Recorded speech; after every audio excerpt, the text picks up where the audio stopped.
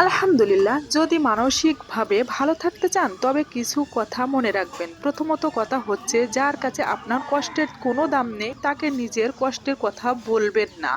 জীবনে কারোর প্রতি অতিরিক্ত নির্ভরশীল হয়ে যাবেন না। অতিরিক্ত মিষ্টি মিষ্টি ভাব নিয়েও কথা বলবেন না, তাহলে যে কারোর পেটে চলে যেতে পারেন। যাদের কাছে আপনি কেবল অপশন কিন্তু প্রায়োরিটি নন, তাদের কাছে গিয়ে বারবার নিজেকে তুচ্ছ করবেন না। যে একবার আপনার সঙ্গে প্রতারণা করেছে তার কাছে ভুল ক্রমেও আর যাবেন না। যারা আপনাকে ভালোবাসে তাদের গুরুত্ব দেওয়ার চেষ্টা করুন। সব সময় নিজের প্রাইভেসি ঠিক রাখুন। নিজের গোপন কথা জনে জনে শেয়ার করে বেড়াবেন না।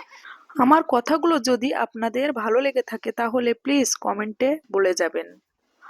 আর নোটিফিকেশন অন করে নেবেন যাতে সবার আগে আমার নতুন নতুন ভিডিওটি আপনার কাছে পৌঁছে যায়। আর নতুন হলে অবশ্যই আমার ভিডিওটি দেখার জন্য ফলো করে রাখবেন আপুরা। আর আমার তো আজকে অনেক বেশি ভালো লাগছে, কারণ আমাদের দুই নাতনির সাথে আমার বড় ভাবি, আমি, আমাদের ছেলে একসাথে খাওয়া দাওয়া করছি। এই যে আমাদের হুমায়রা খাতুন জান্নাত, আর এদিকে আমাদের মেয়ে তার মা চাচিদের জন্য অনেক রকমের খাবার রান্না করেছেন অনেক সুন্দর করে। দোয়া রইল পৃথিবীর সকল মেয়েদের জন্য, সবাইকে যেন আল্লাহ ভালো রাখেন।